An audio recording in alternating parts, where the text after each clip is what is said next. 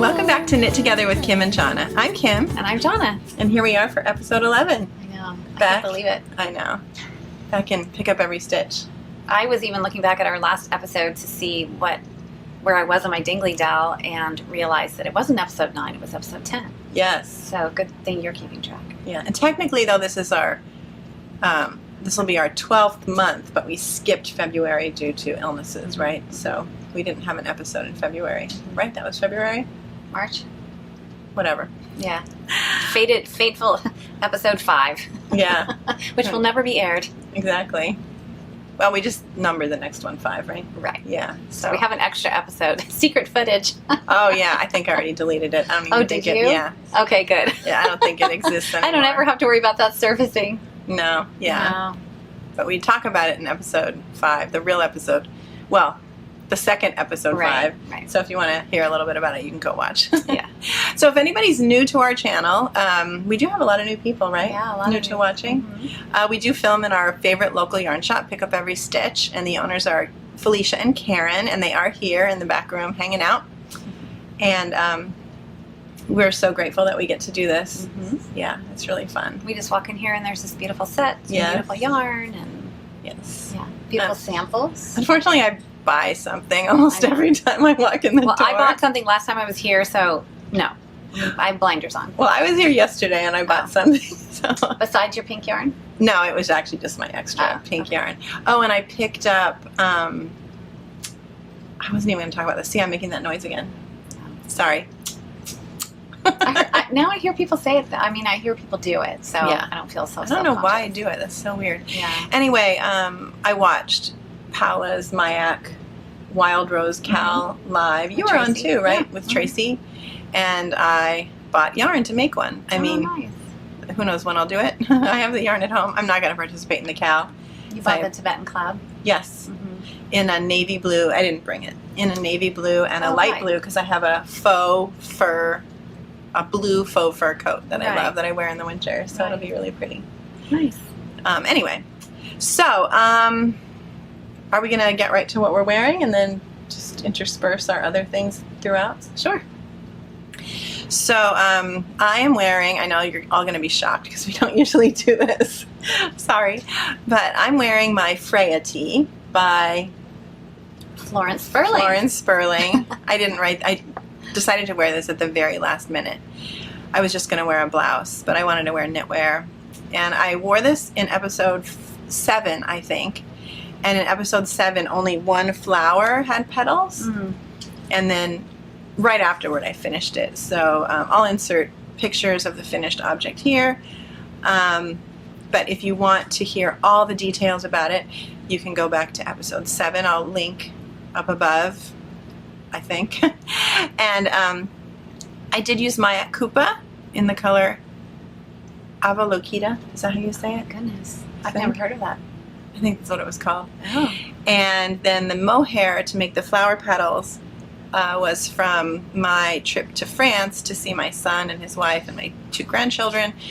The mohair I got at La Droguerie, and I absolutely love it. So the only thing about it, though, is once you wear it or fold it, you kind of have to do mohair management because the little petals get bent. end up getting all, I mean, either you have to just be totally okay with it, which is what I'm doing today because I've had kind of a crazy couple of weeks. But yeah, the petals kind of get all crazy, so I'm just ignoring it. In the picture that I showed you, they're perfect, but they aren't perfect when I wear it.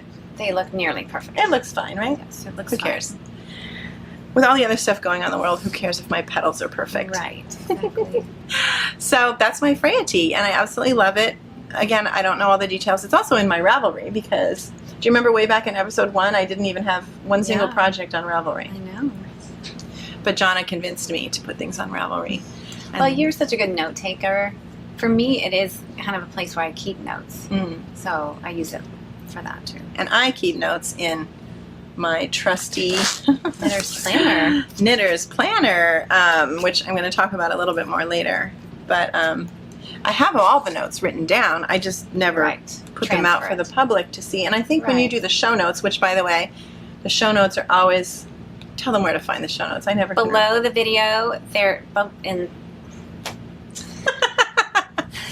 The headline, the title, that's what I want.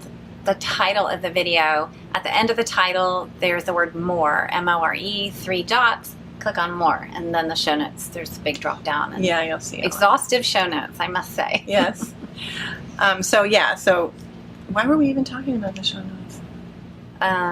Something to do with my Ravelry. Right. Oh goodness, my brain is going all over the place today. So now it's easier to put my projects in the show notes because you can just link to my Ravelry project. Yes, and otherwise, if there's not a Ravelry project page for something, then I just link to the pattern page. Right. Yeah. And then you write what yarn it is. Right? No. Yes. Oh, yes. If there's not a project page, yes, I will write the what yarn it is. Right. But if there's a project page, right, then it's just already a link on the project page. to the project page. Yeah. Exactly. I've actually had to go back to some of my older projects and add colors and things. So. Oh no, I was gonna knit on this and I'm on a cable row. Uh-oh. I'll have to knit on it when you're doing something. Okay. When you're talking, because there's no way. I have it memorized, but it takes a little more focus. Yeah, this is an 8-row repeat, and so I kind of have to keep track. One thing I noticed when I try to find thumbnails for the video, we don't stop and take a special picture. I feel like some people do, right? They make a post picture. It looks like it. Yeah. But I just... We could always... I just steal a frame from the video. But so often when you're looking at the camera, I'm knitting and not paying, like looking down. And when I'm looking at the camera, you're knitting. It's very hard to find a picture where we both are somewhat looking at the camera and smiling or not doing or something laughing. weird. It's just hard. It's hard to find. Anyway, doesn't matter. I'm not going to start taking an extra picture, but that's that. I don't even know why I got on that track. We were going to talk about what we're wearing. Okay. Here we go. So yes, I'm wearing my Freya tee. What are you wearing? I'm wearing my Dingley Dell. Yay, it's finished. It's finished. This is the sweater that has taken me the longest that I've knit on continuously. I mean, I set it aside for, a week or two. You have other whips. I do, but, they're deep free storage. Not UFOs, but whips. So anyway, if you want to know the difference between UFOs and whips, according to Jonna, we have a mini-sode called... I don't know if it's according to me, but it's what we came up with. Yes. Yeah. So I started this June 2nd, along with many people, for our mYak Isabell Kraemer cow. Yes. And I set it down and made 2 salty air tees, and I think that's about it. But anyway, picked it up after episode 10. I had just bound off the bottom, the hem. And we were flying to Texas, and it was the only thing I brought, and I was just determined to get the sleeves done. So on the airplane, but then I got to Texas and I didn't knit 1 stitch for an entire week. Well, you were busy. You were on grandma duty. I was on grandma duty for maybe 5 nights. And because mom and dad weren't there. They went out of town. So you were really... So full-time, 3 kids.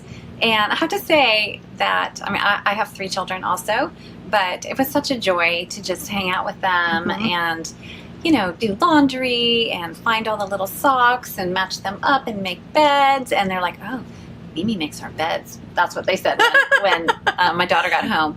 And I was like, okay, just so you know, this is a privilege for me to do, and it's one of the ways I get to show my love to you. And so that's why I make your bed. I don't make your bed to let you know that, you're off the hook and that you don't have to do what mom and dad say. Right. Anyway, so that was super fun, and to arrange all the stuffed animals. And I got to play Tooth Fairy because somebody lost a tooth. Oh, wow. Yeah, so that was fun. I had to inquire as to how much, the Tooth Fairy, what the going rate was. So that was fun.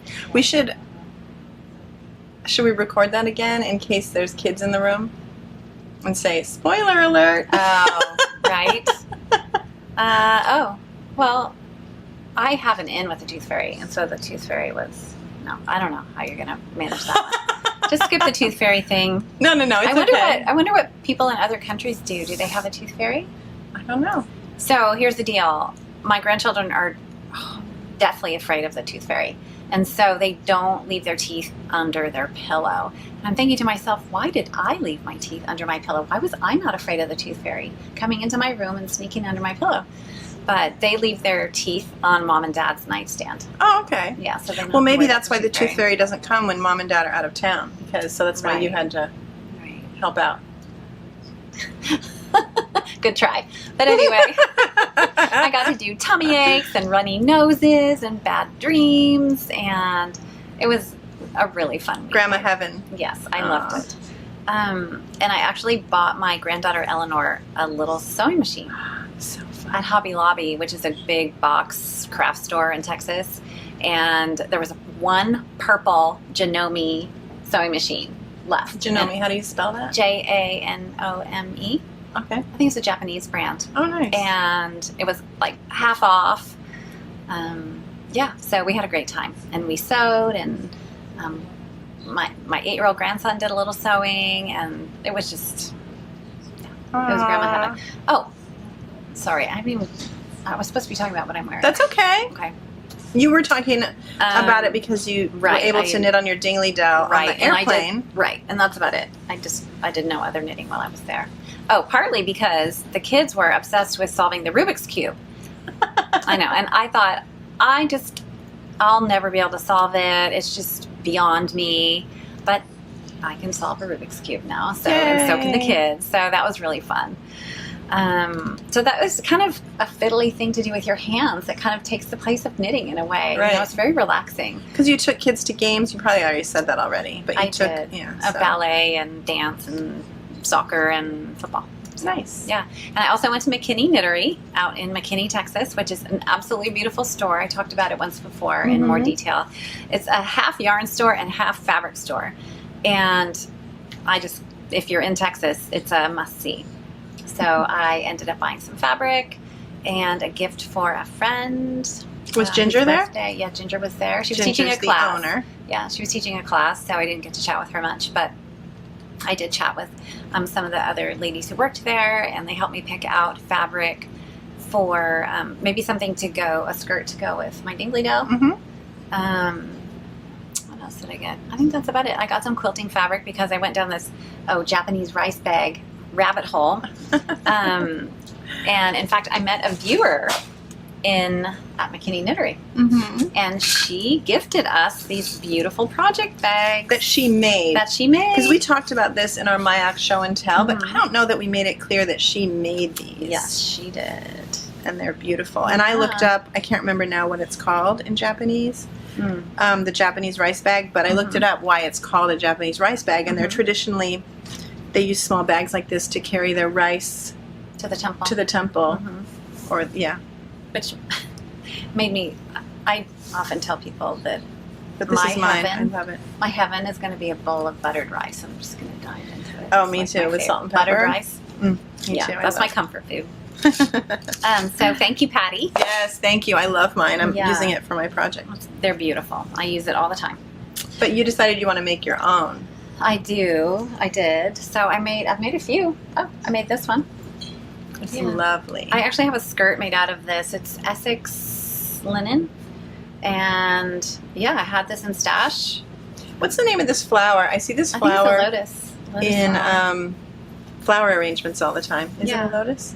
I think it is. Okay. Like a seed pod, I think is what you see in the... Yeah. So I made this one. And this is a pattern by KZ Stevens, and I'll link it below. And I bought the round bottom bag also, and made that for a prize for our cow. So that was fun. Yep.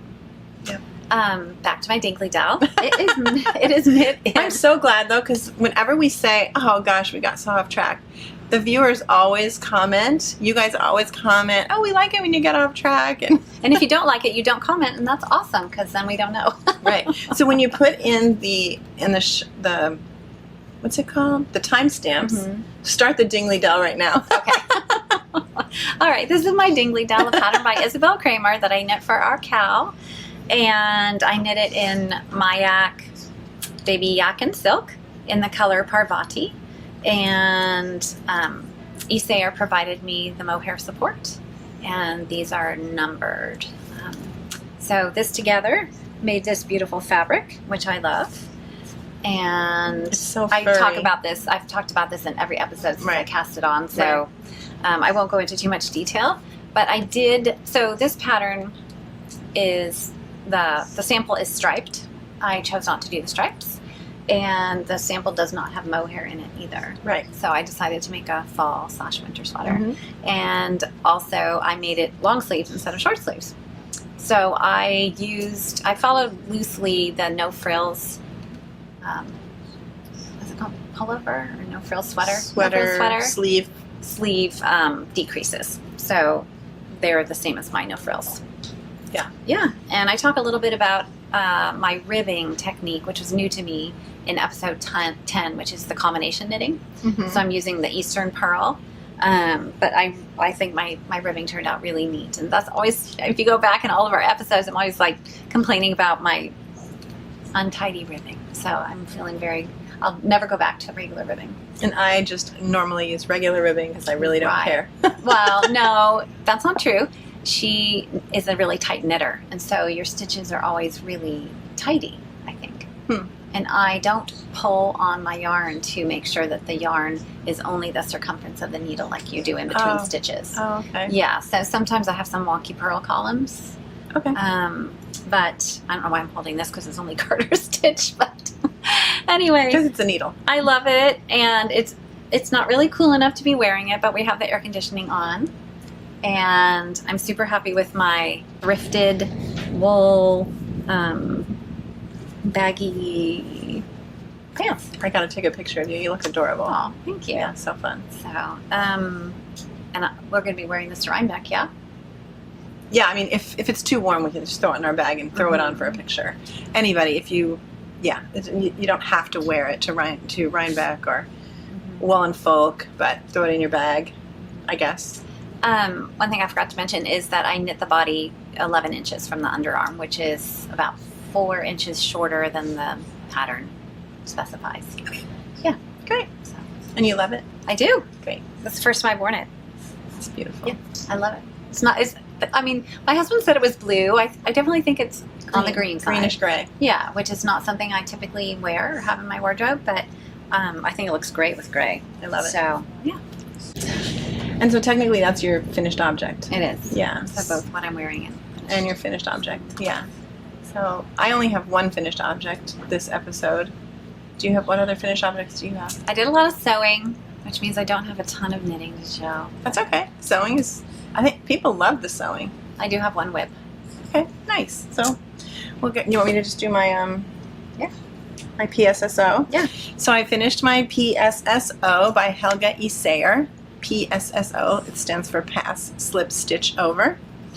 And I did talk about it a teeny tiny bit in our mYak Cal show and tell. Our mYak Cal is finished with, Isabell Kraemer mYak Cal is finished. My first project was my Dingley Dell, which I've already talked about. It's right here. I finished that one in June, the first month. And then I had 2 others going. I had my Sabela, which I talked about in episode 10, right? Mm-hmm. And I can't even remember. What's so funny? I'm just thinking 3 projects. I was late finishing my one. It's fine. I actually cast on a second Cal project like days before the Cal ended. Another Isabell Kraemer. But I only did those things. Right. You did all the other different things in between, right? Yeah. It's fine. And so then my third project was not an Isabell Kraemer, but it's this beautiful little top. So I've spoken about this before. I originally saw a sample of this top in La Linerie in Bordeaux, France, when I was visiting my son and his family.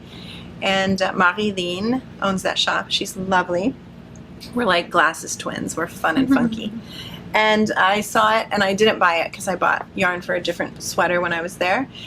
But I couldn't stop thinking about it. That's what happens to me. I see a sample, and I can't stop thinking about it. Mm-hmm. And one thing I've mentioned about the Helga Isager patterns, and I only print them in black and white, but the pictures are super dark and moody, and you can't really see the details. Oh, you can't see them at all. Yeah, you can't see it at all. No. So, so especially for the phone. Hello. Especially for this, I would have probably, if I saw a picture, never, ever, ever in a million years knitted it. But in person, seeing these little faux cables and just the simplicity of it. I just loved it. And it's perfectly knitted. Perfectly knitted. Thank you. It's beautiful. It's really, obviously I've already You have to inserted show pictures. off the armpits. Yeah, I think I tried to take pictures of the armpits, but let me talk a little bit about the details. So it's knitted in mYak, Baby Yak, Silk, and Violetta. That was one of their new summer Spread Joy colors, and I just fell in love with it when I saw it. And the gray is Tara, T-A-R-A. I made the size large, extra large, and I've mentioned before that when I looked at the pattern, it was really Just 3 sizes? 2 sizes. Oh, wow. Well, okay, it says there's a small, medium, large, and extra large. But if you look at it, the width, the bust circumference for the small and medium is the exact same. And the large and extra large is the exact same. So though there's really only 2 sizes, small, medium, large, extra large. Mm-hmm. And then the only difference between those 4 is how long you make it. So I was really confused. Yeah, it made me really confused. So I did my gauge swatch. It's interesting how she does her gauge swatches. She basically tells you exactly how to make it using the cable pattern. And this is exactly the size it should be. And so she tells you exactly how many stitches to cast on, and then exactly kind of what to knit, and then how many rows to do. And then your gauge swatch, where's so mine? if you print this off at 100%, Mhm. you're, oh no, I thought you meant the gauge. Oh, Yeah, it did. it should. Mhm. It should fit in the square. Oh, interesting. Mhm. Cool. And so this should be 10 centimeters. Okay. All right. Right. So I did my gauge swatch, and my gauge swatch came out at 9 centimeters. And I love the gauge. I didn't want it to be kind of see-through. There are little eyelets in the middle of the cable. So I decided to knit it at that gauge and then make the extra large. And then just, because when I also looked at the width, it's a very wide, there's absolutely no shaping whatsoever. It just goes straight up. Want to hold that side? And then it goes up to here, and then you just do some increases to go out to make, I call it a sleevelet because it's not really truly a sleeve. And then that's it. And that's just straight and wide. So I made the large, extra large in my tiny bit smaller gauge. And I figured out what it would, I calculated based on my gauge and the stitches how wide mine would be. And it was, did I write it down somewhere? Oh gosh, I thought I had everything written down. I did calculate how wide. No, I can't find it. Sorry. Well, speaking of size, I made the small in the Dingley Dell, and my gauge was spot on, and I measured again, spot on, but my bust measurement ended up being 38, so a little bit bigger than it was supposed to be, even though my gauge was correct. I feel like I should get my measuring tape out and measure this right now. I've definitely got more positive ease than I expected, but Not really organized. I made the size that I wanted to make, so and my gauge was on, so I don't know. So I realized though that their bust or their circumference measurement actually is measured, so I'm like at maybe 24 and a half, so it's 48, 49. But it seemed wide to me because actually their measurement I think is at the sleevelet, at the widest. From sleeve to sleeve? Yeah, from armpit to armpit, which is really after the little sleevelet. And that just seemed really wide to me. So yeah, so my finished object before you do the little sleevelet increases is, what did I just say? 49 inches. Right? 48, yeah, 49 inches. So there, I just measured it now. I didn't even measure this. It's been a crazy week. So I absolutely love it. I've worn it. Right now it's ready to go to Italy. Exciting. Don't you wish you were going to Italy I in do, it? yes. Karen and Felicia are going to the Isabell Kraemer mYak retreat in Italy. And since this is knitted out of mYak, they're also going to take my Dingley Dell. They're going to need a whole other suitcase for all the samples that Paola wants. Probably. And so they're going to take it with them. So that's why I'm not wearing it, because I already reblocked it. I wore it maybe twice already, but I reblocked it and made it look really nice to give them. So some interesting things, I think I mentioned this, I mentioned it in the mYak show and tell, but this is one of those patterns that is not hand-holding at all. There's hardly any instruction, which I don't mind because that's how I learned to knit. But to do the little sleevelets, it just says to do make ones. It doesn't say how, it doesn't say do them on the pearl. Does it say pearl or knit side? It doesn't say what. It doesn't actually. It doesn't even say make one. It only says increases. And then there's a little tiny footnote that says make ones look the best. But then when I was thinking, because actually in between the little faux cables is actually reverse stockinette. And then so on the wrong side, it's stockinette. So when I was gonna get ready to do the increases, the make ones, because they look better, I was thinking, well, do I want them leaning toward the seam? Do I want them leaning away from the seam? Oh, because it is knitted flat. I've talked about that before, where I knitted the front and the back at the same time. Yeah. So yeah. Then I was thinking, and I'm honestly just a lazy knitter. That is so not true. Don't listen to her. Because if I do normally I would do the increases on the right side, but here it's reverse stockinette. And the way that I do make ones, to me, is like a knit. So is it going to look weird? I didn't even want to experiment or figure it out or anything. So I just decided I'm just going to do my increases on the wrong side, which is stockinette. And I decided to do make ones that lean toward the seam. No. Away from the seam. That's what I did. Were there very many projects on Ravelry? I didn't even look. I don't do that. Jonna always looks for other projects. I never ever do that. I only do it if I need advice or... I still don't do it. I'll search for... I would have probably searched for the word increase and then read the notes. Yeah, I never do that. I don't want to take the time. I just figure it out for myself. Yeah. I mean, I think you have the confidence because you've been knitting longer, but I maybe lack a little confidence. And so I think, oh, well, someone must have come across this problem and what have they done? Yeah. So I don't do that. So I just figured it out myself. So I did my increases on the wrong side, which is actually stockinette, and I did the make ones leaning away from the seam. And what else? Then I talked about how, like I said, I knitted the front and back all at the same time.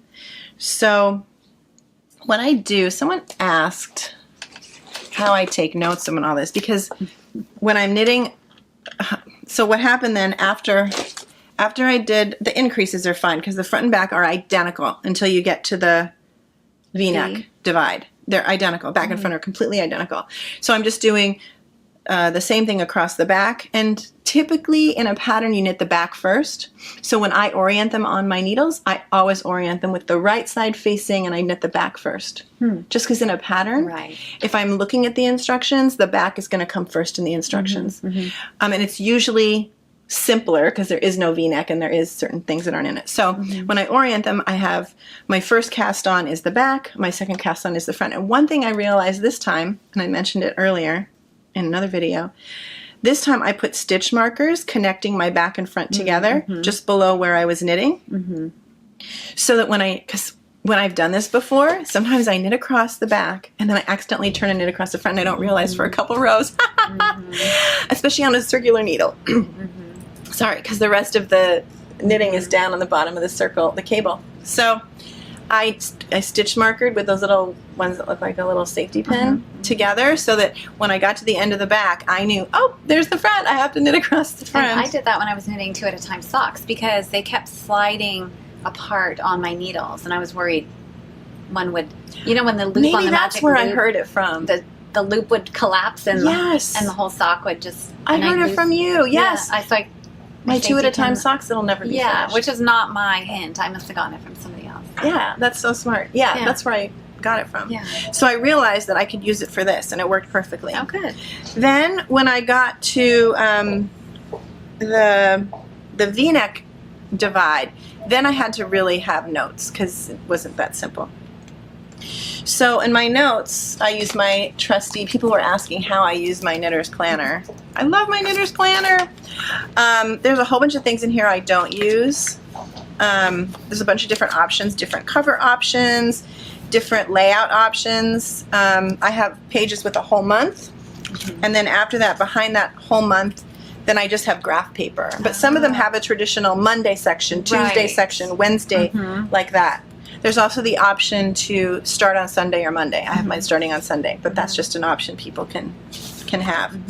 And so then each month is separate. So basically when I start a project, first of all, at the very end, there's this project page.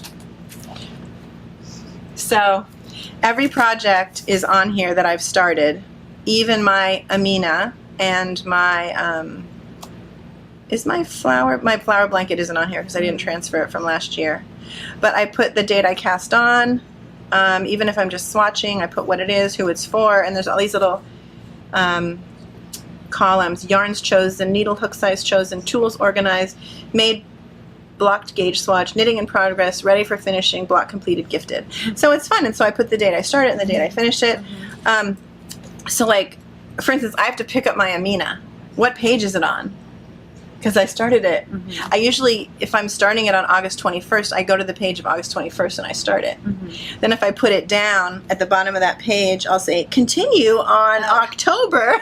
Oh, really? Yeah, I do. Interesting. And so then I know where that continues. So I don't just continue it on the next page. I continue it. I don't know why I do that. I just do.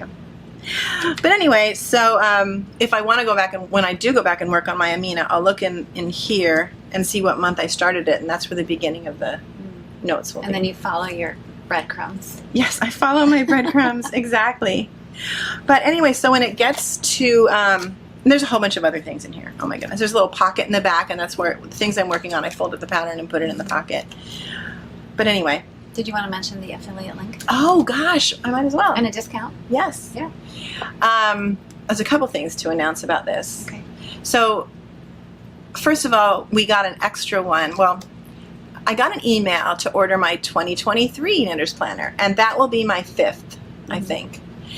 And as I was picking out the cover and the layout and everything, I thought, oh, so many viewers have asked about my Knitter's Planner. Why don't we get an extra one and use it as a giveaway for a prize or something? And so I emailed the company and I said, hey, I'm just about to order my 5th, but I want to order an extra one because I have a YouTube channel. I was wondering what the most popular versions are. What cover, what layout, things like that.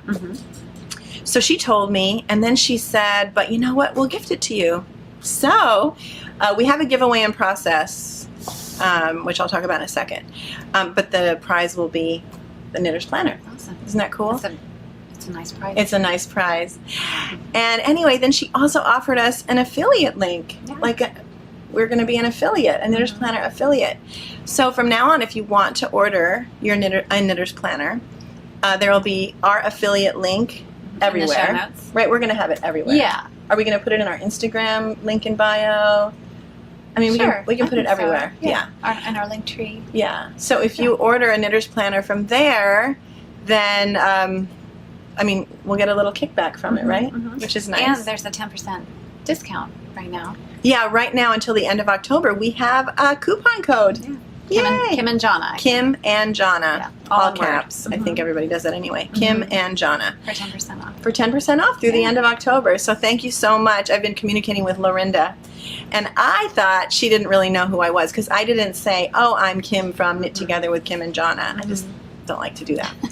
But then she emailed back because we mentioned it in our last video when I went through my stash. And she emailed back. She's like, of course I knew who you were. It was so funny.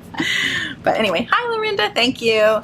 So yes, if you want to order a Knitter's Planner, right now through the end of October you get a discount. But also another way to support our page besides watching, which is huge, commenting, becoming a member, subscribing, you can order a Knitter's Planner with our affiliate link. Yeah. That's so fun. Our first one. Yeah, crazy. And it's nice because, we do get asked to, I don't know, what to write, represent. Or things. Collaborate. Yeah, collaborate, represent. But you use this. Right. There have been things we've been asked and we this. just have said no because we don't. It's not something that we would use. Right. So, yeah. We don't want to just be salespeople. Right. No, this felt very organic. Yeah, because I use mine all the time. I use GoodNotes, which is a $7 app on my iPad. There you go. Yeah. So I don't think there'll ever be a link for that, but but one day you can talk about how you use that. And I really love it. Yeah. So the reason I brought that up is because once I get to the part on this knitting the front and back at the same time and dividing for the V, I really need notes then. So what I do is I have columns. The first column is actually what I'm doing in each row, and this is a 4-row repeat. So it's just generally just a normal row what I'm doing. So row 1 was the yarn over row. The row 2 was a yarn over row. Row 3 is the cable row, and row 4 it was an all like purl or knit row, right? Yeah, all knit in that case. Anyway, not knits and pearls. So anyway, so that's my left column in my graph paper. You can't see it. And then the next column is the, well, technically that's the back. So when I do the general, what I do in that row, that's the back, because the back has no modifications until you get to short rows. And then the next section is I do it based on what I'm knitting across. So when I'm knitting across, now I can't even remember. So then it's the front, and then I'm knitting across the left side first, and then the right side. And so like for row 1, I also know that as I'm reading it and knitting it this way. And row 2, I'm doing I have an arrow reminding me, even though I know, but you know how you get distracted. So then I have an arrow pointing the opposite direction, so I know that I'm knitting the right side first, and then the left side, and then the back, and then the same thing. And I write, what are, all my decreases for my V-neck. I write down, for instance, if I have to do 10 decreases, I literally write 1 with a circle, that's my first decrease, 2 with a circle, that's my second decrease, 3, and then as I do that decrease, I cross it out. Yeah, if I'm doing something on both sides, and I cross it once for the first side and exit for the second side. But that's how I keep notes. Not that you really care that much, but people have asked. And that's how I use my knitter's planner. Cool. So keep all my notes in there. And yeah, I love it. So that's what I did. I still worked, you know, all of them at the same time. Had to obviously attach a new ball of yarn to do the other half of the front. Knit it all the way to the top. What was really confusing though is near the top of the V decreases, then I was also starting the short rows. And the short rows, and then the V decreases. I mentioned this shortly in the mYak thing. It doesn't tell you how, where, and when. It tells you to do an edge stitch and another stitch, and then it tells you to do the decrease.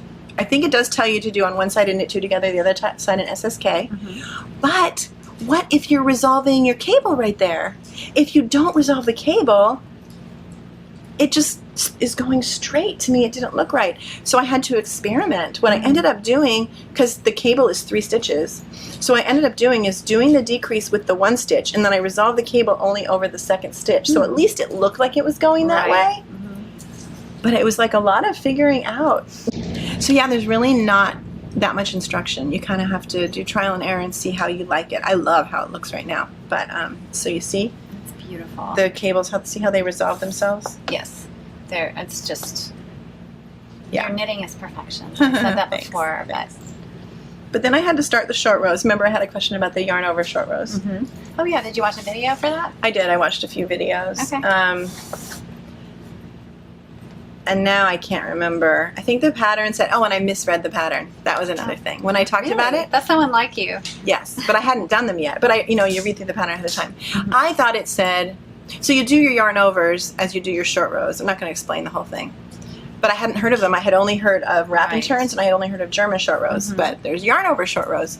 So basically, when you're resolving the short rows, I thought it said, knit the yarn over together with the stitch it's leaning against, but actually it said the stitch it's not leaning against, which didn't become clear until I watched a video. So to kind of close that gap. Yeah, you're basically knitting it together with the stitch after it. I see. To close the gap. Okay. So it made sense, and it was really easy, and they look fine. And so at that point, at some points I was doing the back with the short rows, and then the front short row on this side, and then doing the neck decrease and the neck decrease in the short row. And when you're doing it all at the same time, normally when you do short rows, You knit, you do your short row turn. I've talked about this before. You Right. knit, you do your short row turn, but I'm not keep turning. Going. Yes, because I'm going past it. So when I'm going past it and I don't turn, I put a marker there. And then I go to the end of the other section. And when I'm coming back, then that's my turn. So it's a lot of keeping track, but I love it. I love it. And I have it all written down. Yeah. And I didn't make any mistakes. Yay. So I love that. I'm wondering how you attach a new ball of yarn. Just start knitting with it. Oh, you don't knit a few stitches with double yarn? I don't when I'm starting a new side because I'm not coming from anywhere. I'm just kind of starting. No, I know you're right. Sometimes I do that, but I don't do that. I just pick up the yarn and start it, and then eventually I'll weave in the end. Oh, That's a good question. okay. Yeah. I think we weave in ends differently. Yeah. I just weave in ends following the stitch. That's why I decided if I'm weaving in ends, like almost doing duplicate stitch, why can't I just, if I'm adding the same color yarn, because I run out of yarn, why can't I just knit them together? Because later I'm going to duplicate stitch it in anyway. Which kind of sits on the back, though. It sits on the back. It does, but it doesn't really bother Seems me. superficial. No, I'm saying that Yeah. that's maybe less obvious than if you use two strands of yarn together, because then both of those are potentially. But nobody's ever that's noticed. confusing. I did it through the whole sweater. I hold two together.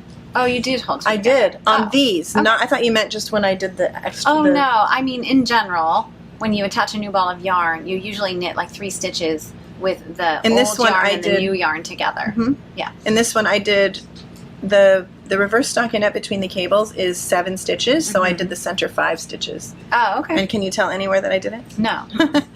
And then on my Vaike baby blanket, which I'm doing it on also like the middle 5 or 6 stitches Okay. between the cables. Yeah. So then when you come around to that section again and you're knitting those Then I have stitches, 2. they're double. Yes. So you have to be sure not to, Yes. pick up Yes, exactly. those 2 stitches. So my friend separately. Elise, she's doing that because that's what I do, and that's, we knit together all the time, and she's somewhat of a new knitter, so she sometimes forgets, so she does put a marker there now so she won't forget, because she's Right. sometimes come back and knitted the stitches separately. Yeah, that's what I do. Yeah, sometimes I feel like this is super boring. Do you guys really like listening to this? I mean, I like listening to it, but yeah. Anyway, I like talking about knitting, though. you can always fast forward if you don't like all this detail. Yeah. But that's what this is about, detail, right? Yeah. Well, I didn't go into very much. As you're sitting there talking, I'm like, whoa, I just basically glossed over that. One thing I was going to mention is in Ravelry, you were talking about how you date your projects. But in Ravelry, you can actually sort your projects and filter them by year. And so I've done that before to see how many projects I completed in a year. So I can just select everything in 2021. And I just look on my project page. Right. It's so But funny how different we are, but it's, Right. it's the same, right? We get the same results. Yeah. One thing I do like about GoodNotes is that in the PDF, so basically it's a PDF viewer along with markup. Mhm. So I can highlight, I can mark up, That's great. but it's great because I can insert a page. So I was talking with a viewer the other day about the Dingley Dell and about visualizing where your increases are, because I had to pay really close attention when I was doing the increases for the shoulder shaping, because it was something I haven't done before. There were increases on the right side and the wrong side. Very detailed. The shoulders in the sweater are just And gorgeous. I think that's why you haven't talked about it, because we've talked about Dingley Right, so Dells. many times. Yes. So I'll insert a page into GoodNotes, and you can insert graph paper or a plain page, and I'll draw so I can see my stitch markers. I can see where the increases are happening, so that in my head, even though I'm having to look at the instructions, at least I have some idea of where my knitting should be growing. I didn't know you because know? I draw too. I didn't know Oh, you yeah. could do that in your electronic version. Yeah. Oh, I'll that's show so you cool. someday. I'm not switching though. I like my paper. No, yeah.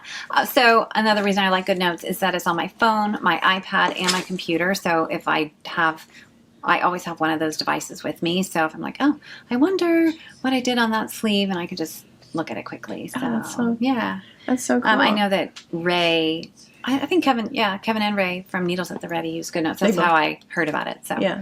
I was using Knit Companion before, and it was a little bit less user friendly. So yeah, GoodNotes is for it's not specifically for knitting. That's so cool. I love it. What else were we going to talk about? Well, I'm just going to finish this. Yeah. So I love that it has a 3-needle bind-off on the shoulder. I love 3-needle bind-offs on the shoulder seam because it just makes the Can you most... see the inside? Mm-hmm. It just makes the most beautiful, Oh, yeah. gorgeous seam. Mm-hmm. And then I picked up stitches to do the V-neck, and look at that beautiful row of slip stitches that just was heavenly. I thought my V-neck was beautiful, but this is beautiful. No, that's beautiful in a different way. It's beautiful. What's interesting about this, though, is she wants the rib to be really firm. Mm-hmm. So she has... I knit it in a 4. I went down to a 2, and she wants it to be close. So she wants you to pick up, the general rule, pick up every It's like 70%. third stitch or something. She wants a stitch every row. And so it makes for a lot of stitches. But then I had trouble with the bind off because I'm a tight knitter, and I use my regular bind off, and it was wavery. And so then I did the traditional bind off where you knit one, purl one, and pull it over. I did do it in pattern. That was even a little wavy. So I actually went down a tip size, I think. Oh, wow. Even doing that.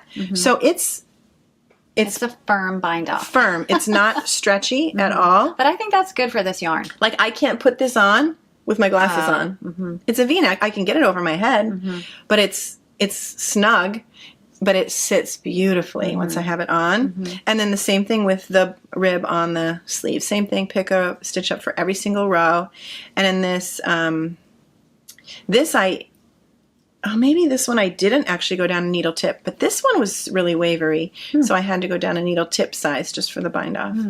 But look at, it's just, I love it. It's so neat. I love it. It's beautiful. So anyway, that is my PSSO. Oh, and I've mentioned before, but the bottom, once you cast on, just your cast on is your raw edge. You don't have to do ribbing at the bottom. And it fits me perfectly. Yay. And I absolutely love it. So thank you, Helga, for that beautiful pattern. Thank you, mYak, for the beautiful yarn. And we'll see you in a week. Yes, you're going to go to Italy. Karen asked, is it okay if we put it in a checked bag? It could get lost or whatever, but it's going to be fine. Yeah, I always think about that when I pack knitting. But I can't possibly carry them all. No. It's just not going to work. So, hopefully it gets there safely and returns safely. But so that's it for my PSSO. Alrighty. Works in progress? Sure. Oh, no, you had some finished sewing objects, right? Oh, I do. Do it. And this isn't going to be... I was like, oh no, what do people think this is turning into a sewing podcast? But in episode 10, I think I talked about my failed McCall's 7742. I liked the pattern. The pattern was fine. No fault of the pattern. I just chose this kind of chambray that had a lot of body to it, and I ended up making the big voluminous sleeves, and by the time I was done with this dress, it looked like a graduation gown, or it looked like a judge's robe, or it was just, I couldn't get past it no matter what I did. So I eventually took the sleeves off and put on just a little like a band. And it was another view. I think it was view A of the pattern. So it was a pattern version. It was a pattern version that I opted for, and I wear it all the time, and it's great. I have since made a second 7742 with some, it was an end of bolt piece of fabric I got at Joann, which is a big box fabric store here in the States. And it's a cotton, tencel, rayon, linen blend, and it's very drapey. It's this tie-dyed, it's like an indigo with a white tie-dye pattern on it, and it's very drapey, and it made a beautiful 7742. So you wore that in our last video, right? I wore that in our mYak. Oh, in our mYak show live. and tell, right? Yeah, so I'll have Kim put in a picture. So success. I was like, this pattern is not going to, get the best of me. It was actually just my poor choice of fabric. So anyway. Live and learn. Yeah, made another one of those. And speaking of my failed 7742. Is this the fabric? This is the sleeve. Oh, This is actually one of the sleeves for my 7742, which I thought was kind of a cool souvenir. Yes. Right? So I made this. This is a Japanese rice bag with a round bottom by KZ Stevens. That's KZ as in zebra. I'll put the link below. And you can whip one of these up in like an hour. Wow. Really? Well, you can. I can't. And I made this for a viewer who won this prize during our live, our last. Yeah, but we haven't decided who won what, and we haven't announced it. We can announce it now. Oh, right. No. This is for our. Oh, this is someone I spoke to. Okay, this is for the person that during the live, not the YouTube version of the live. Not the recorded live. Okay. The live. And I asked her what color she liked. And I like blue, and she likes yellow. So I did the inside yellow. Oh, and in fact, it's reversible. So that's amazing. Yeah. So she could have the blue on the inside and the yellow on the outside. Yep. She can do whatever she wants. And who won it? Do you remember? I don't remember. I should have looked it up. I also had We had a lot of prizes that day.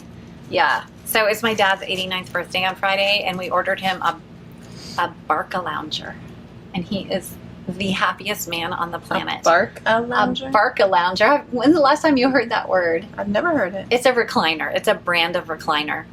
Bark? Like dog bark? BARC, I think.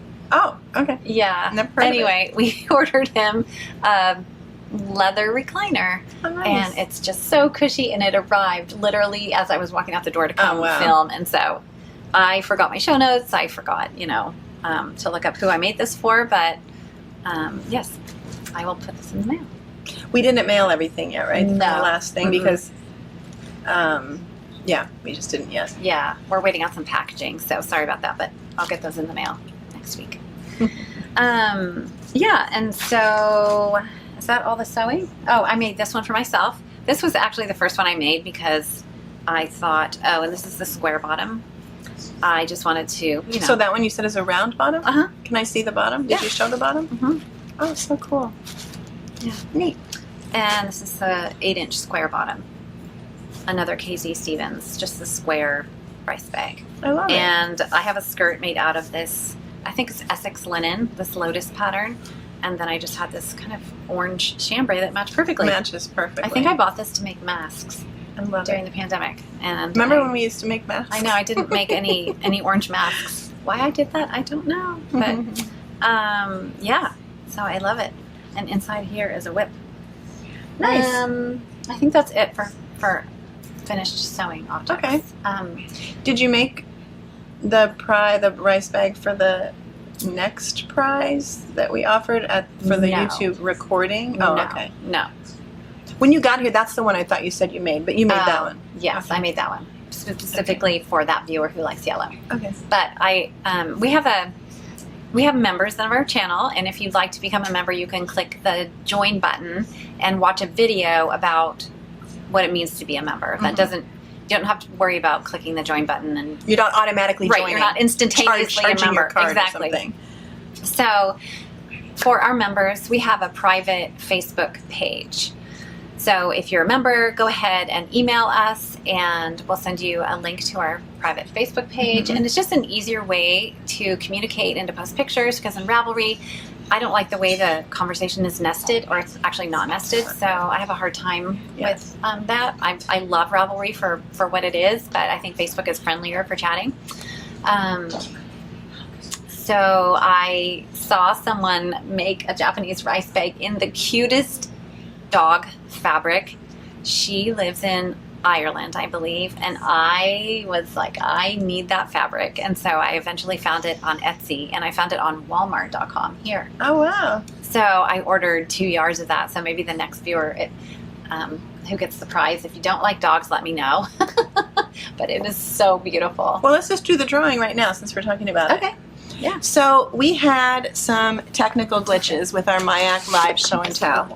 We apologize sincerely. Basically, some of the links worked and some of the links didn't work. And then while we were doing the live, I think you posted the correct link somewhere on our Instagram or something. On our link tree. So some people were able to get in and some people weren't, and we just felt horrible because some of our most devoted viewers, followers, our knit-along friends who had been with it the whole time couldn't get in. It was so disappointing. And we were doing the live and not paying attention to our phones and messages and things. And it's the first time we did it with Paula in the same room with us, so that created a bunch of different challenges we hadn't. She's not a challenge, and also her assistant Amy wasn't, helping. We didn't have anyone helping us. It was a lot. So we weren't able to resolve it during the live, and so what we decided was when we uploaded the live to YouTube, after I edited it, put in an intro, we recorded this silly little intro, and we talked about how we're going to offer prizes to the comments through this last Monday. Today is a Wednesday, actually 2.5 weeks before this is going to air, because, did we say that already? They're going to Italy here, and the shop will be closed for next week. Right. So we couldn't record it normally. Right, so we're a little early. We're a little early.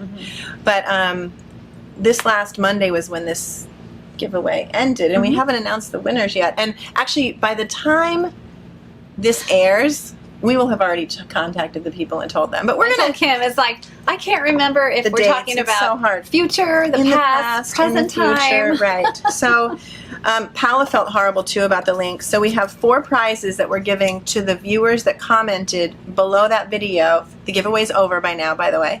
But we have a 30-minute Zoom with us. Because we don't produce, well, I was going to say we don't produce anything. She produces knitting bags, rice bags. But here, you want to fold that one up? We're going to put it in the bag here. mYak also donated another $50 gift card. Someone said in our comments, your Cal had the best prizes. Aw, that's so sweet. Yeah. If you want to go back and watch that video, it's on our channel, obviously. And also the as of yet not made Japanese rice bag that might or might not have dogs on it. Depending on my mood that day, I guess. And then I mentioned in that little intro, or where did I mention that I might give away some Yarn Love sock yarn sets. If you go back to, we did a whole thing when I unboxed all this Yarn Love sock yarn, and I still have a lot of it because I don't knit socks.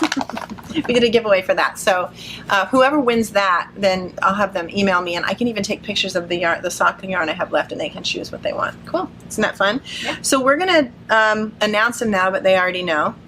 So the first winner, Jonna randomly selected it from those comments, right? Oh, I didn't contact them. I know, by the time this airs. By the time this airs, we will. Yeah. We're so disorganized. Oh, it's like time traveling, though. It's a little confusing. It is. So Jonna's going to draw a prize for Christy Roberson. Hi. Yay! Thank you for watching, and thank you for commenting, and we're sorry you couldn't get into the live that day. Christy, you won the $50 mYak gift card. Yay! I'm going to write it down, because I write everything down. Yes. Congratulations, Christy. Here. Yay! There you go. And then you can announce the next person's name. Sue Miller. Yay! And I'll do this drawing. Sue Miller, congratulations. You also won a prize from our YouTube video recording of the live. And you won a 30-minute Zoom with us. Yay! We just had one on Tuesday with Pat, who is one of our members. Yes. And yeah, we had a great time. It was so fun. Yeah. Yeah, it was really fun. And we still have to do one with Nicole, but we were very busy this summer, and now she's really busy. So we are going to do that, though. It was so fun. We really have to do it. So that was a 30-minute Zoom. Okay? So the next winner is Lori Ann Mead. Lori Ann Mead, you won a prize from that mYak. She won the Yarn Love. Oh, the Yarn Love sock yarn. Yay, I hope you knit socks. You can also knit like a shawl, right? Yeah. Or a sock head slouch, or a hat, a beanie, a muscle burl. Oh, I need to talk about hats.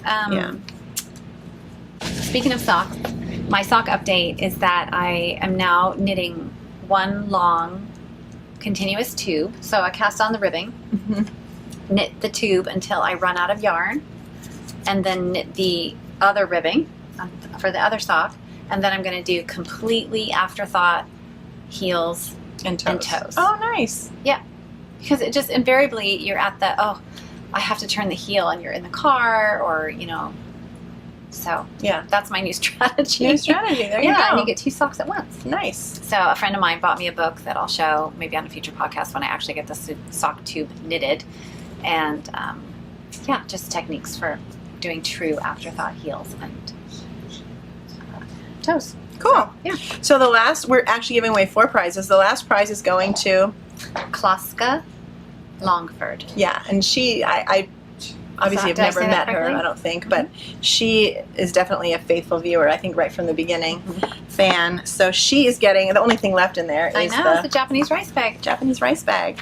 Yep. Yay, Congratulations. handmade by Jonna. Yeah. And not made yet, so No. hopefully you So- like dogs, or she'll have to find Yeah. some other Or, fabric. I have a big fabric stash, so Yeah. let me know what your favorite colors are. So we're so happy that we got to kind of resolve that a little bit. We felt very badly, but we have some great news about that, actually. Yeah? Do you know the news? Do you not even know? I don't know. Did you forget to tell me? I don't know. Well, Paula, I think it was texted to or somewhere. Paula is going to be in Italy with Isabell Kraemer. And Isabell has Oh, I did know. agreed, Yes. you did know, to do another live event, another show and tell, and from Italy with Paula. Wow. And she's inviting all of our Cal members Oh, to wonderful. join. And it will be on September 28th. Wow. I'm not sure about the time. It's coming up. Before it was on like US time, and now it'll be on Italy time. Mhm. So it'll be on September 28th. So keep an eye out on our social It'll probably media. be and everything. early here. Yeah, it'd be earlier here. But anyway, isn't that Okay. exciting? So those of you who didn't get to actually show that day, Because mine wasn't finished. Right. because you couldn't get in because of the links, or Isabell wasn't able to participate in the last 2 Right. knit night and the show and tell. Now you'll be able to show Isabell your very own Dingley Dells. So that's really, or whatever else you knitted of hers. Yeah. So it's so exciting. Isn't that cool? Awesome. Yay! Cool. So fun. Speaking of that, one more person hasn't. The person in the show and tell who won the 30 minutes, Bonnie, did not contact us yet. So please send us an email. Our email is here on our channel. It's KTOGWKimandJonna@gmail.com. So please contact us so that we can schedule our time. Okay? Because I know the holidays, I know. once you get into October, it gets crazy. Crazy, crazy, crazy. Alrighty, so what are we doing? You did your finished objects. Now we're going to do works in progress. What? No. I Oh, just said whips. she said whips. I thought she said whoops. No, and I can't say whips without hearing Ray from Needles at the Ready make his little whip sound. So anyway, thanks. And Ray. what's that sound? I'm not going to make it. Okay. It's like the sound of a whip. Oh, okay. I don't do sound effects. I don't do sound effects either. I can hear the sound in my head, Yes. but I cannot imitate it. Exactly. I'm not going to. Okay, so why don't you go first with your works in progress? Yeah? Mm-hmm. Okay. Go for it. This is a recent cast on. This is my Sophie scarf by Petite Knit. And I feel like everyone and their brother is knitting a Sophie scarf. And it's just a little, it's a long, skinny scarflet. I would call it a scarflet. And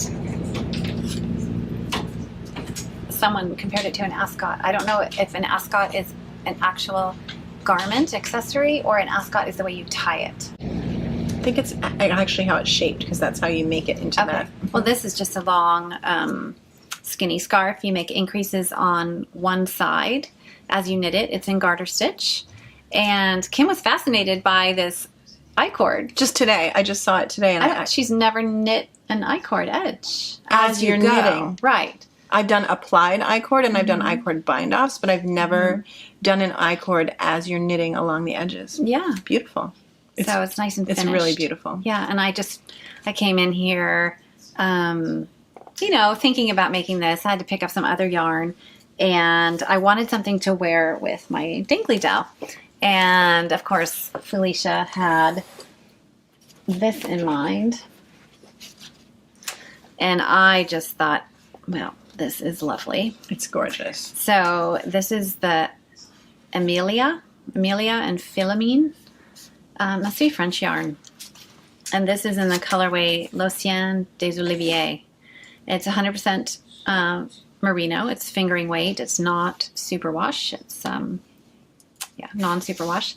And I usually don't go for the speckled or kind of crazy yarn, but I just thought, well, this is stunning. I think I need this. This is Jonna crazy. It's not really. It's still subtle and muted. Yeah. Okay. And this is the matching mohair. So I did get the matching mohair, and I'm not using the mohair in the Sophie scarf. You're not using it. Because this takes such, so little yarn, I am going to make an Oslo hat with the remainder and the mohair. And Beautiful. I cannot wait. How many Oslo hats have you made so far?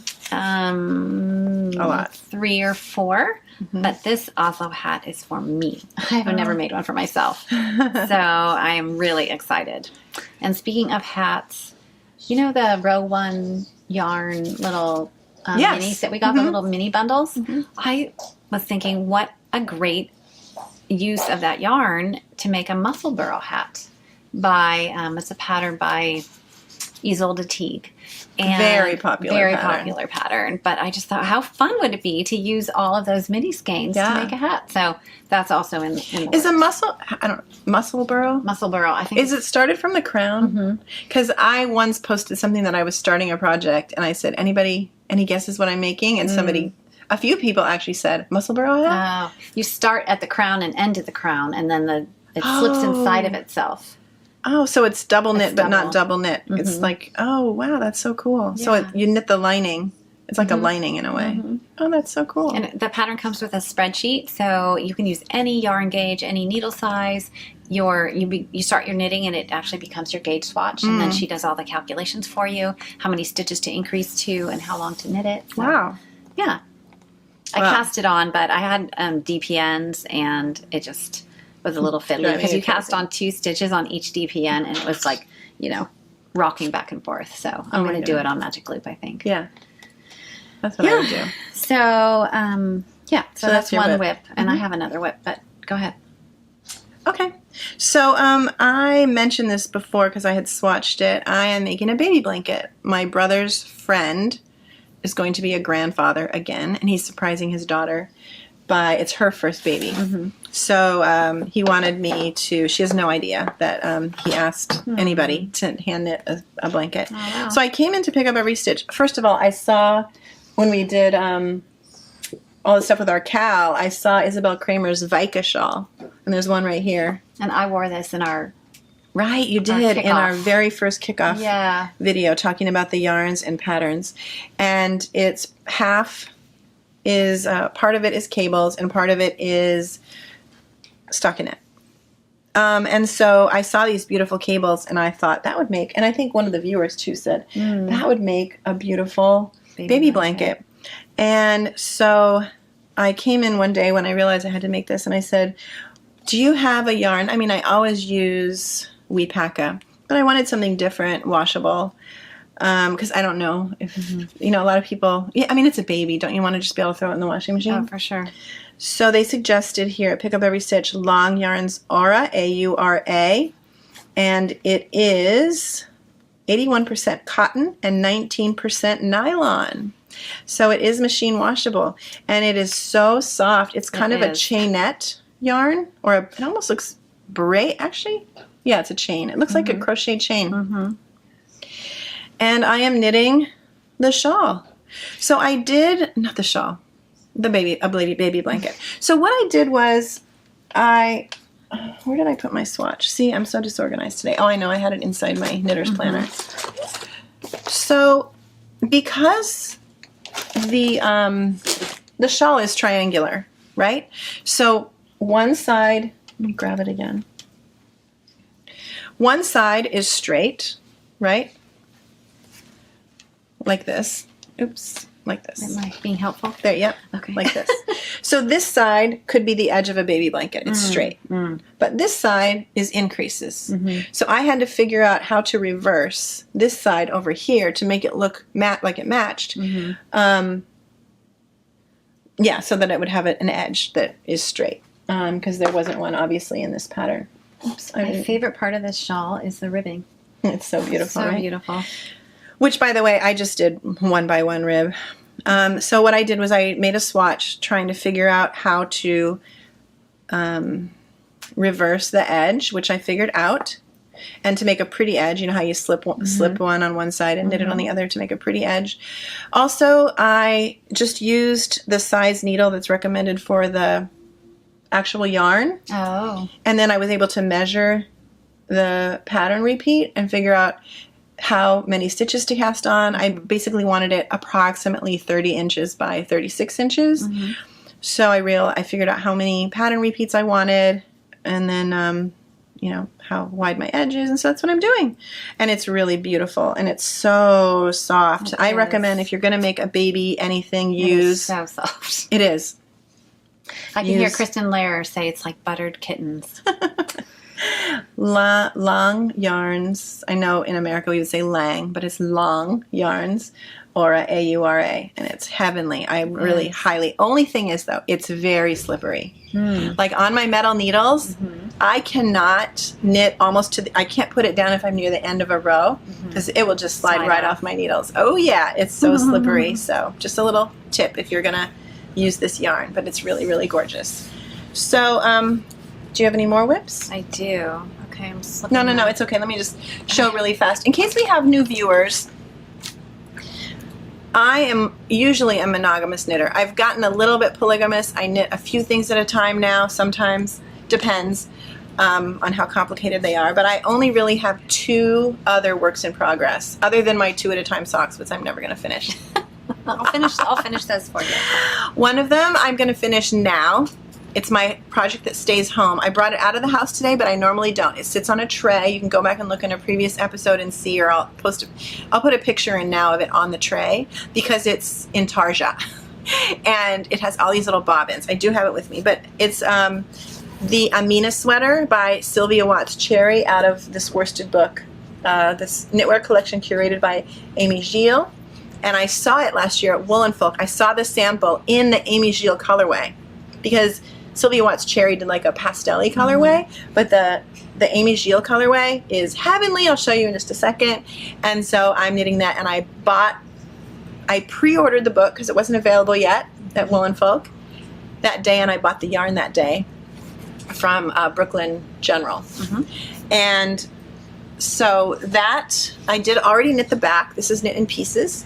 And by the way, I'm not going to knit the front and back at the same time when I'm doing Intarsia. Oh my goodness. No, so I did the back. The back has been done for a long time. And, oh gosh, this is going to be hard to pick up. This is the front. Yeah, all my bobbins are just going to go flying. My balls. Okay, there's the mess. This is the front of my Amina. And I will insert as well. But obviously it has all these different colors, little cables, and some of the little diamonds. And for all of you who are afraid of Intarsia, this will scare you even more. There's the back. But just so you know, I have inserted pictures. I do weave in my ends as I go. So, as you can tell, underneath this mess, the rest of them are already, woven in. So it looks just like fur. Like little ends, like a fur, I don't know. But yeah, so that's my Amina. I would love to finish this by Woolen Folk, because if it's a chilly day, it would be fun to wear it. All I have is a few more repeats of the Intarsia on the front, and the sleeves are plain, right? And I could definitely do the sleeves 2 at a time, easily. I know, there's yarn everywhere. So that's one. Oh, my phone's gonna die. It's not good. And I also have this, my Primrose Throw. This is just part of it. Obviously, it's going to be your sweater. It's going to be a whole blanket, but this is the Arne and Carlos Primrose Throw. I'm knitting it in John Arbin Knit by Numbers, and I just came in and bought a bunch of colors. And I'm not knitting it. I'm crocheting it. Did I say knitting? I'm crocheting it, and this is why I'm not working on it, because I don't really crochet. When I start it again, I'm going to have to look it up again, how to make the stitches and how to do them, and they might look different, but who cares? This is a pandemic project. It was. I started it in the spring of 2020. Yes. And I absolutely love it. I drive a flower beetle. I love flowers, obviously, and I need to finish it. I need to really make time to finish it. But that's my only other whip. By the way, my Amina is in the yarn that it was created for, which is the... Corey worsted. Yes, the La Bien-Aimée Corey worsted. So those are my only 2 other whips in existence. I cannot say the same. We have a whole episode, like I said, about Yeah. UFOs and whips, and some of them are probably still UFOs and whips, right? It doesn't matter. It's fine. It's how I you am work. going to finish my letho in case anybody is wondering.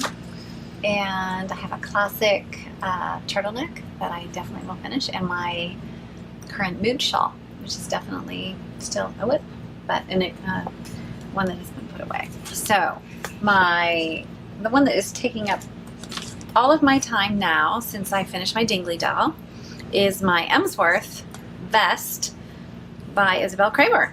And this morning I was able to put, so this is the back of the vest, and I was able to put it on my knitting barber cords, which pick up every stitch, just started carrying. Mm-hmm. And I know that it's very hard to see, but I picked up stitches at the left shoulder and started this little bit of the right front. So yes, so it goes like Oh, this. interesting. Right. So I'm actually going to knit the left front, the right front, cast on stitches, and then knit the front down to the underarms, and then join in the round. So the back is now down to the underarms. Yes, Okay. the back is down to the underarms, and it looks itty bitty, but you can't see here. They're actually cast on stitches that, I made increases to do the armhole shaping. So And also it's lace work, so you're going It to is. block it, Yeah. not aggressively, but somewhat yeah. aggressively. And I'm making right? the size 2, and this is sport weight yarn. It's the John Arbin Yarnadelic in black gold of the sun. Yep. And I have to say, I love this yarn. It is, from far away, would you say it's brown? Or I think it's green, but it's definitely, you can see the brown. It's greens got and every color browns. under the sun, hence the name. Actually, I think he names them after songs. But it has almost every color in it: blue, red, purple, gold. It's rich. It's so beautiful. Yeah, I love So it. I'm excited. I'm hoping to have this done by Rhinebeck and hoping to wear it. With a t-shirt under it? With or? either with a t-shirt or with another sweater over it, or Mhm. a coat over it. I don't know, just depending on the weather. So I love to watch weather, like long range weather forecasts and meteorologists. I think I would have been a meteorologist if I weren't a mathematician. Oh, wow. I'm just fascinated by weather.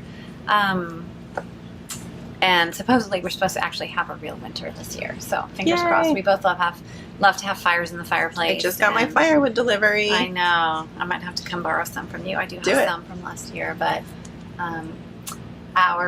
we have steam heat radiators, and the radiator in our bedroom has a small leak in it. Mm. And so all last year, I watched this stain on my ceiling in my Living room. grow little by little. And we have plaster ceilings, so it's sort of a big project. Mm-hmm. So if it gets cold, we'll be having fires in the fireplace instead of turning on the radiators. Yeah. We also have a lovely thing here in the Northeast. I don't know if you have them all over the world, but we have bed warmers. I have a bed warmer.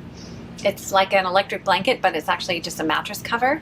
So I turn that on before I hop into bed, and it just takes the chill off, and I don't really need to use the heat at I've night, never so. heard of that. Yeah.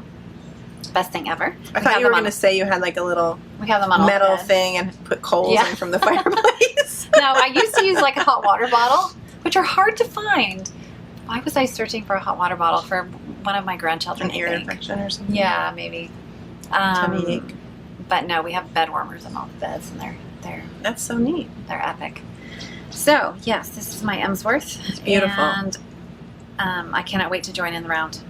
Yeah, I love it. Yep. That'll thank go you. really fast I once think you, so. once you join it. I think so. And no sleeves. sleeves. Yay! No So I just have sleeves. to pick up for the neck ribbing and the armhole ribbing. Mhm. So That'll go really fast. I'm very excited. I'm Love really it. enjoying it. Nice. It's a great pattern, Mm-hmm. per usual. Thank you, Nice. Isabel. And I'm going to make it cropped, of course, because most of my You things tend are to wear cropped. I high-waisted. do. So I'm probably going to wear it with a high-waisted pants, maybe the Pietra pants, which I mentioned in a previous episode, that are unmade yet, or with a high-waisted skirt. Yeah. So, Nice. so yeah, it's going to be quick. Nice. Yeah. You'll definitely finish it. I think so. So I realized I don't really have another whip, but I have another thing that I'm ready to knit. Mhm. And I just had to come in and ask Karen some questions. So in episode 10, I talked about my favorite thing was Karen's tweed tee. And, I don't have the sample right here. Maybe I'll insert a picture here. Do I have a picture of it? Of the tweed tee, you must. Of the sample. I fell in love with the sample in the store because it's knitted in this Prosper yarn, and it's rubber sole pooling on purpose. It was on the label, it said P-O-P, pop. I thought it meant pop, but it's actually pooling on purpose. So it pools on purpose. So the sweater looks kind of like an animal print, like a zebra print or a tiger print, and I just fell in love with it. So I got the yarn a little while ago, and I got the pattern, and I started swatching. And then I realized, actually, and I had a viewer, after episode 10, a whole bunch of viewers, I think they sold out of the Prosper yarn. They sold out. They just have a few of, like a single hank of different colors right now. And I said, that would kind of make a cool project too, with all different colors, like just use one and then use the next one and use the next one. But I think they're expecting a shipment because they have some people who ordered it anyway. Anyway, it's sold out, but I'm really excited. The yarn, the sample here is so soft and buttery, and it's really drapey, and I just wanted one so badly. So I started swatching, and then I of course realized, and actually I think Karen told me, the pattern is written for a fingering weight held with a mohair, and actually they have samples in the shop of that. So here's one. So like a DK weight. Yes, so then it ends up being a DK weight. So that's what the pattern is written for, the gauge. This is one of them, and I think she did like a fade, it looks like. Is it? Marled? Oh, that isn't the one with the fade. This one has the fade. And for this one, she used Camellia Fiber Company and held it with mohair. And then this one is another one. This one she did like a fade. Oh, yeah. Right? Or color block? I don't know. I guess stripe or whatever you would call it. And she has this alternate to ribbing that she does, and both of these have that. I think that's written in the pattern. And I didn't fold those very well. So I wanted to knit one of these though with this pooling on purpose, and of course then I'm not holding it with mohair. So what I did was the recommended needle with a DK yarn or a DK weight was a US 6. So I started with the US 6 with this yarn, which is a fingering, and I got a lovely fabric, and yeah, I like it. It's not see-through. It's nice. But I wasn't at gauge. I think gauge is 22 stitches per 4 inches, and I got 26 and a half. So then I went up to a size 7, and I went up to a size 8. I like to do nice big swatches. I wanted to see what the fabric was like, because in case I got gauge at the size 8, then I would just use that needle. But if I like the gauge with the US 6, but then I would have look at, how do I explain it? I would have made a bigger size, but I would have had, when I calculated, had to make a size bigger than was even on the pattern. So then I decided I like the fabric of the US 7 as well. Now I knit tight. If you knit with a US 6 or 7, you might get a much looser fabric. But it is very drapey. If you feel these are much denser fabric, but I love this. So I decided, I actually came in here to Karen because a viewer had asked the same question, and I wanted to answer her with more skill than I am able to. So I came into Karen and she helped me figure it out. I decided to use my US 7 gauge. And so we came in here and she helped me figure it out. Basically what you do, I'm going to tell you what to do, okay? If you bought this yarn and you're having trouble getting gauge, which I also realized today when I walked in, you know what would be really pretty? Hold this with a mohair. Hold this with the mohair of the lighter color, and then you'll get gauge. So if you bought the yarn and you want to hold it with mohair, there you go, you're going to get gauge. But if you don't want to hold it with mohair, you're going to have probably a different gauge. So what you do is you take, let's see. Okay, I'm trying to figure this out. You look up in the pattern the stitches, the sizes, the stitches after separation. And obviously I looked that up and I have it written here. So for the size I would have wanted to make, a 44-inch finished bust circumference, it would have been 240 stitches after you separate for the sleeves, right? And you're doing the body. That's the bust circumference. But that would have been too small for me at my gauge. So then what you do is I figured out what my gauge is for, and it was, for that it was 25 stitches for 4 inches. So if you divide that by 4, then you get the stitches per inch. Okay? Now, if you're doing that in a calculator, which I recommend, you'll get your stitches per inch. Do not round up or down. Leave all of those decimals, right? It's just better to have all those decimals there because you're going to multiply it by something later. It's just better to have all those decimals there. Mine was basically 6.25 stitches per inch, plus if there were some numbers after that. And then what you do is you take, you're going to have to, obviously if your gauge is smaller, you're going to have to go up a size. So go up a few sizes, take the stitches there after separation, divide that by your stitches per inch, and then you're going to see how many inches that many stitches will be for you. Does that make sense? So that will be your finished bust in inches. And then if you see, so what I did was she helped me. We went up to the second to the largest size, and I would have ended up with a 42.25 bust, and that was a little smaller. It's still some positive ease. It's like between 1 and 3 positive inches. I wanted a little bit bigger because I am a tight knitter, and then it might get smaller. So I'm going to make the largest size with my gauge, basically. So you can, I just want you to know you can figure it out. And it's not that complicated. I personally don't love to do it, but I want the garment. And I tell you, you will not regret it. Because it's just like butter, isn't it? So I misunderstood. I thought that you were going to need to cast on a different number of stitches from the beginning. You're talking about you are, but you want to figure out your finished garment size by the bust measurement. So then I will cast on for that size, whatever that size is. So the size that you ended up choosing is in the pattern. Is in the pattern. But if it because weren't I went in the up to the size 7 needle. If I had done the size 6 needle, it would have been a bigger size. Okay, you would have had to figure out how many to cast on. Right. Okay. Yes. Got it. Right, so now I can just follow the largest size in the pattern, but my sweater will be smaller because my gauge is smaller. Yes. And because I figured it all out, it will fit me. It will hopefully be a 44-inch bust circumference. So if you need help, email me. I will help you. This will be good for me, okay? I promise I will help you. If you invested in the Prosper yarn, which is glorious, and you bought the pattern and you want to make the tweed tee in the Prosper yarn, email me and I will help you. And I think we talked about this in our first sweater episode. And I've done it for another thing, but yeah. And call me too, it's fine. Yeah. Oh, Karen just came over. She's Karen. like, you can call me too, but she's going to Italy. So you can also call Karen here at the shop or email the shop. She'll be sipping limoncello, but yeah, leave a message and she'll call you back. Yeah, but it's a good exercise for me. I need to get better at this. And honestly, I think the other times I've done it for other people. I just tend to not do it for myself. I just tend to knit with the yarn that it's called for, and I ended up getting gauge. I'm not very experimental. I do what the pattern says. So yeah, but it's good practice. I do know how to do it. Good. So we can figure it out. So enjoy it. Keep me updated. Tag us if you're on Instagram. I want to see your projects. And don't worry. Oh, also, I was worried I would need more yarn, and I don't. I don't need more yarn. Good. So yeah. So fun.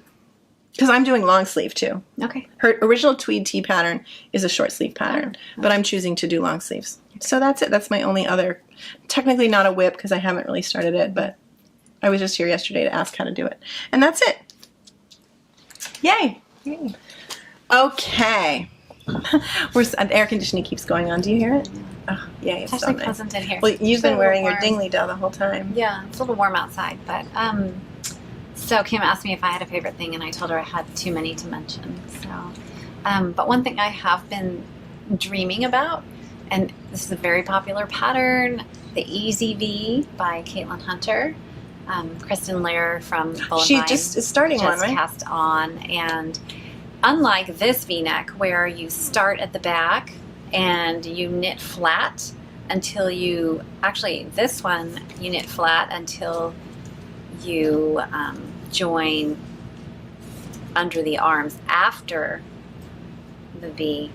No, I don't know if I'm saying that right. Anyway, that's the way most V-necks are knit, flat until you join at the V. But the Easy V is made using increases, so it's knit in the round just from the very beginning. Oh, nice. Yeah. It's a very popular pattern now. A lot of people, lots of projects. It has this just elegant neckline. Kind of like a ballerina in a way, neckline. A little flash dancey if you were wanted to wear it off one shoulder, It's but lovely. it is pretty. It's pretty. I think if I did the color work, I'd do something, really muted. Mm-hmm. I think the pattern sample is knit in Spin Cycle, which is this color changing yarn. So I think there are subtle combinations that I could use. So anyway, just been thinking about that. Nice. I'm still reading A Gentleman in Moscow, and there are just some rave reviews. Lots of people have read it. People love the book. I'm struggling. I have to admit, I'm struggling a little bit. I think I may be 20% in, but I'm being diligent and I'm keeping with it because so many people have loved the book. But I don't know if there's anybody else out there who has struggled a bit with that one. That said, I just want to say thank you to all the viewers who gave me book suggestions. So I've been keeping track of those. I have a big long list and I'm adding to it. If I run into someone in the supermarket or a friend, just read a great book. I'm also on Goodreads, so I'm trying to reactivate that account. And yeah, so just thank you for all the book recommendations. I really appreciate it. Not that I've had any time to read lately. I don't know what is happening with my life. Yes, I didn't finish The Tale of Despereaux yet Oh. either. And also it gets to be like Too sad, disturbing. yeah. Part of it is disturbing. I don't know. Anyway, and I've had a lot of other hard things in my life, so I Yeah. just don't know. No, reading should be a joy and a pleasure, I think. Yeah. Yeah. So I just can't read it right now, but I will eventually. Good news, though, the Great British Bake Off has started again in Really? the United States. So the first episode just came out, so I'm very happy. I love that show. Yeah, I love that show. Love that show. Yeah. It's so different from American reality TV, those competitions that we have here. Mhm. It's just so sweet, and people are so helpful to each other and supportive, Yeah. and it's just really sweet. So Yeah. I really appreciate Nice. that show. So I forgot to mention, we'd like to mention what's behind us because people are going to ask. This is also Karen's Tweed tee, and they actually made this in a heavier yarn in the mYak Medium. medium. And so they made a smaller size. So they did the same calculations, and it's gorgeous. This is the healing blue at the bottom, One of my favorite colors. and black, and then just a natural. It's beautiful. And then this is my favorite thing. Mm. The garment, there's no pattern for this garment, and it isn't about, buying. I don't know. Basically, there's, does Karen Lerner work in the shop? A customer here. She's like family though, right? She's just the most beautiful, amazing woman. And she is starting her own business. She's not selling these yet. She's an amazing knitter, but she knits so much, she doesn't need anything else hand knitted. So she decided to knit all these extra things, and she will start selling finished garments. So if you're interested in them, and she's not going to hire people to do it, so she wants to wait to really start having enough of an inventory to really sell. They're beautiful. I think she has an Instagram page. She just started, but there's nothing on it. I think she's going to put a picture of this from our set. What did she say it was? 333 knit or knit 333? I'll We'll find put out. it in the show notes. We'll put it And in the show also, notes. I do put what the mannequins are wearing in the show notes also. Yeah. But it's basically made with this this Art yarns? mohair, and she held 2 strands of the art yarns. 333 knits. 333 knits. That's her Instagram page. So go and follow her and like her, and you'll start seeing some amazing things. Okay, she's taking pictures of her things. She has tons of garments, but she's just now getting it started. So let's show her a lot of support. Yeah. Okay, Oh, fine. this is knitted, and she just makes it up as she goes along. She just starts Wow. knitting. She doesn't use a pattern Oh, wow. because she's knitted for so long. Right. She just decides as she's knitting what it looks like and what she wants it to be. And so you can't buy her patterns, but you will be able to buy the garments eventually. Wow. And she held 5 strands. 2 of them were the art yarns mohair. And then there's something else. All of it was art yarns, basically. And there's something with a sparkle. And so then the little pops of color, kind of, because she held multiple strands of the one with the color, I mean, it's just heavenly. It's so soft like a and beautiful. It's like a cloud. Wear it over a tank top with leggings or something. It's gorgeous. For the holidays. Yes. So if you want to try that, I mean, if you want to do a pattern that calls for, you could do a gauge swatch and use multiple strands. Again, this was 5 strands. She's done one I saw the other day with 8 strands. of mohair. Do you pull from the center or from the outside? Outside. Ah, she pulls from the outside. You are a dedicated center puller. And every time I try to do that, I end up with a huge mess. Tangles, yarn barf, tears, cutting yarn. So I am a dedicated And I never do. pull from the outside of the ball. And for this, funny story about this, I had finished swatching and I had finished all my projects and I needed a project now. And I only had the one ball that I bought just to swatch. And so I was mentioning to Jonna, and I said, I only have one ball and I don't have time to go to the shop or whatever. And she said, I have two. So she gave me two balls, one she had started using. And so I took it and I started using her ball for some reason, I don't know. And I just took the end that was loose and it was on the outside. And when I realized the ball is flip-flopping around in my bag, I was like, no! I can't believe that you have never had a yarn disaster. I mean, every once in a while, but it's a bigger disaster because I like to knit things at the same time. If I have 3 balls of yarn, 5 balls of yarn, and they're all flip-flopping around in my bag, it drives me nuts because they all get tangled. If they all sit nicely, like when you pull from the center, you set it down, and it just stays there. Nice. And you just pull, and it never moves. I love that. If I do have multiple balls of yarn, I put them in plastic Ziploc bags so that they're not all... They're flip-flopping inside the bag. Yeah, like fish that you just caught. It's just me. Yeah, so that's that. But where did I put my papers? All fell on the floor. Oh my goodness. She told me not to bend over this time, but I think we're okay. No, you can bend over. I don't care if you bend over. No, last episode I was wearing McCall's I can't remember the pattern number. Anyway, it's like a wrap. And you said it's not wrap. like two. It doesn't gape It at all. doesn't gape, but of course I bent over like 9 times. So she had to put some artfully placed In the still editing. pictures in the editing every time I bent over because it was... Because it doesn't gape when you're sitting up It like doesn't. this, but when she bent I don't forward, we didn't want to normally- flash you. Right. So anyway, I'm not bending over. Anyway, okay, so I guess that's basically it for... Oh, did you have more favorite things? I have a lot of favorite things, but it's fine. Okay, let's get through some of these other things. We're almost done, I promise. Don't forget about the Western Connecticut Yarn Crawl, which starts September 30th and ends October 10th. So actually when this airs, there will only be 3 more days of it because this airs on October 7th. And actually then the next day, tomorrow, after this airs, we will be here at Pick Up Every Stitch, hanging out and knitting from 1 to 4 as part of... You know who else will be here? No. Kristen from Kristen. Bullenvine. Oh, nice. Kristen Lair from the Kristen Lair YouTube channel and Bullenvine Yarn Company. Oh, fun. Hopefully a lot of you will be here, so come by and see us. We can hang out and knit together here at Pick Up Every Stitch on October 8th. That's a Saturday. And so then that Western Connecticut Yarn Crawl, even though we're not in Connecticut, we're like 10 minutes away. So Pick Up Every Stitch is participating. Also, I am getting ready to set up our merchandise site.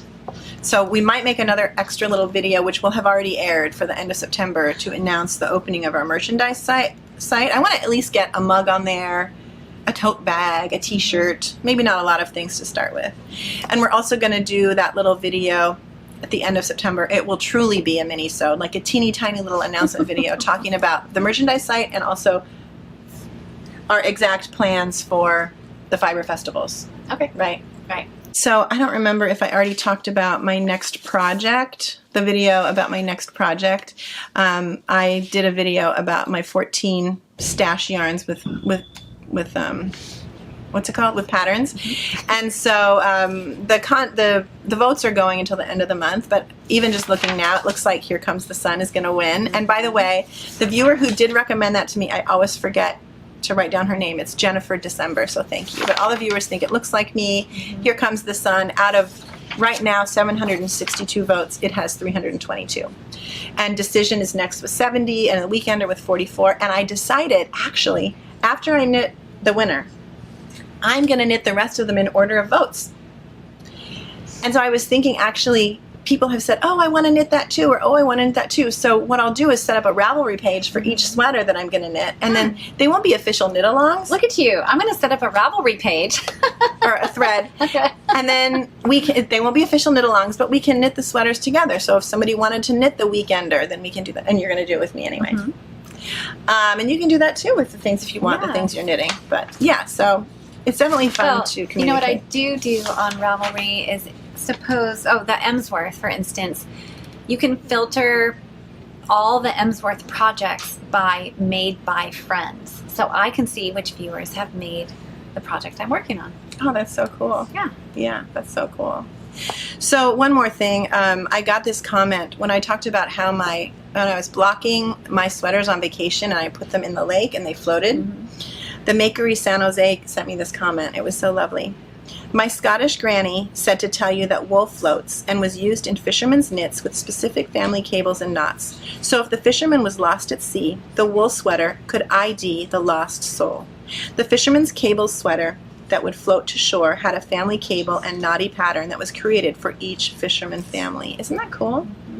That's so cool. And you said that's a Gansey. A Gansey is a family pattern. That's so neat. Okay, so I think that's it. Thank you for watching. Like, comment, subscribe, share, become a member, buy merchandise eventually. Yep. Anything else? Nope. We really appreciate all of our viewers and our members and all of the comments. You know. Yeah. Yesterday and the day before, I plowed through all 762 comments. I either hearted it and liked it if it was just the sweater name, or I replied to a lot of them. And at the same time, this is how I work. I made a spreadsheet with everyone's name. I typed the names of the comment and the sweater name, and then I put a little X if they were members. And it's 56 per page. Back and front, 7 pages or something. That's just what I do. And Jonna's like, well, you can just do this. And I said, oh. Did you sort? I did. I can sort them by sweater. Okay, I have a little bit of peace about that. Yes, I sorted them by sweater. Yes. Anyways, that's it. This was fun. Thanks for watching. Bye. I trust you. You know what you're doing. Not even a little bit. I better start before I melt. I have no idea what I'm doing. It just works. I don't know. Before you took your teeth out. Before I took my teeth out. I don't know if I told you. Start everything over. No, I don't really have dentures. Just how many days My glasses are sliding down my nose. Just biding my time. 'Cause when I call you on the phone, I'm still lost, I'm still alone. Who's going to make it right?